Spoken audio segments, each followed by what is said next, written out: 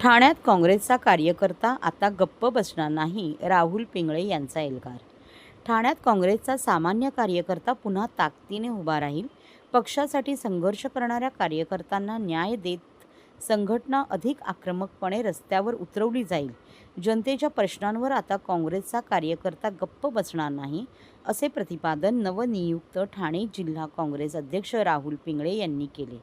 ठाणे जिल्हा काँग्रेस कार्यालयात पार पडलेल्या भव्य पदग्रहण सोहळ्यात काँग्रेसचे ज्येष्ठ नेते सुभाष कानडे तसेच मावळते अध्यक्ष विक्रांत चव्हाण यांच्या प्रमुख उपस्थितीत राहुल पिंगळे यांनी अध्यक्षपदाची सूत्रे स्वीकारली. यावेळी काँग्रेस प्रदेश पदाधिकारी गजानन देसाई, विश्वास उटगी, मधु मोहिते, अनीस कुरेशी यांच्यासह विविध राजकीय पक्षांचे नेते, पदाधिकारी, कार्यकर्ते, समर्थक आणि ठाणेकर नागरिक मोठ्या संख्येने उपस्थित होते. उपस्थित मान्यवरांनी राहुल पिंगळे यांच्यावर शुभेच्छांचा वर्षाव करत ठाण्यात काँग्रेस संघटना अधिक आक्रमक आणि सक्षमपणे उभी राहील असा विश्वास व्यक्त केला.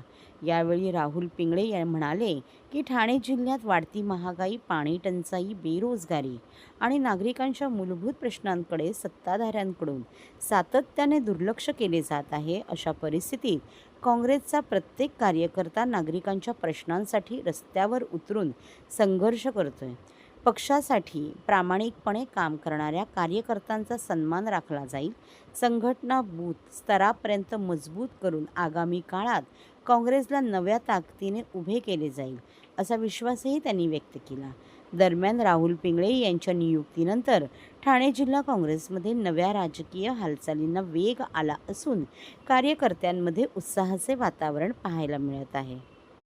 नवनियुक्त अध्यक्षांना द्यायचा असतो. सुजन संघटन अभियानांतर्गत जेवढे 5 वर्ष पूर्ण झालेले अध्यक्ष होते देशामध्ये, ते सगळे अध्यक्ष ऑल इंडिया काँग्रेस कमिटीने बदललेले. त्याचाच एक भाग म्हणून नवीन अध्यक्ष निवडीची प्रक्रिया राबवलेली होती. त्याच्यामध्ये 33 लोकांनी फॉर्म भरलेले होते आणि त्या 33 लोकांमधून राहुल पिंगळे यांची निवड सर्वानुमते या ठिकाणी ऑल इंडिया काँग्रेस कमिटीने केलेली आहे.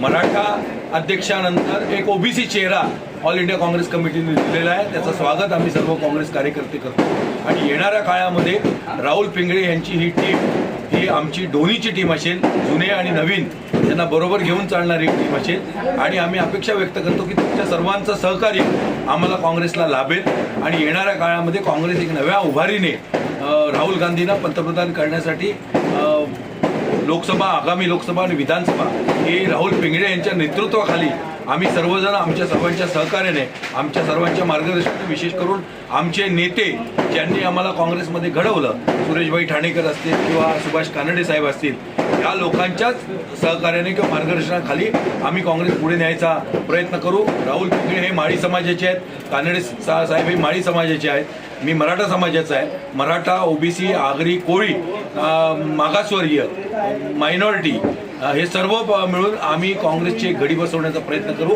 व आगामी काळामध्ये काँग्रेसला एक वेगळी दिशा देण्याचा प्रयत्न करू. काँग्रेसला उभारी देण्याचा आम्ही सर्वजण प्रयत्न करू. कानडे साहेब, एका शुभेच्छामध्ये माझा खास कार्यकर्ता म्हणून हा प्रसिद्ध होता. सगळे निघे आधीचा तुझ्या भाव करत नाही. आज त्याची नेमणूक झाली, मला अतिशय आनंद झाला.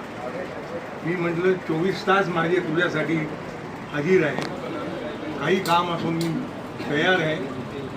आणि आज ठाण्याची परिस्थिती जरी तुम्हाला बिकट दिसत असली, हे वरवरचं आहे, परंतु आतमध्ये कार्यकर्ते अतिशय जोमात काम करायला तयार आहे. काही कारणास्तव समजा आता मागचं काही काढत नाही झालं, काँग्रेसच्या नशिबात हे लिहिलं होतं असं म्हणायचं, परंतु आम्हाला आता कोणावरही दोष नाही. सगळेजण आम्ही एकच आहोत आणि सगळ्यांनी एकत्र आलो तरच मला असं वाटतं काँग्रेस सुदृढ होईल आणि भरभराटीला येईल ही मला पूर्ण खात्री आहे. कारण की आम्ही पण इथे 3-4 मेयर बसवलेले आहेत या ठाण्यात. आम्हाला ठाणे काँग्रेस काय आहे, कशी चालवायची आणि कसे कार्यकर्त्यांना जोडायचे हे माहिती आहे. अक्षरशः इतर पक्षात गेलेले लोकसुद्धा आता काँग्रेसमध्ये परत यायला लागतील ही गॅरंटी मी तुम्हाला देतो राहुलच्या नेतृत्वात. ठीक आहे. नाही की परत काय म्हणायचं.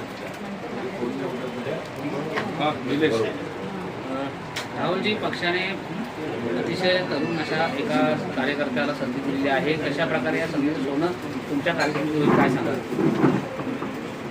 जसं कानडे साहेबांनी सांगितलं, काँग्रेस ही इतक्या मातीमध्ये रुजलेली आहे, ही तळागाळामध्ये रुजलेली आहे, परंतु कुठंतरी संपर्काचा अभाव या ठिकाणी काँग्रेस पक्षाच्या माध्यमातून राहिला आहे. आणि तुम्ही बघितलं असेल की इथले विरोधी पक्ष असतील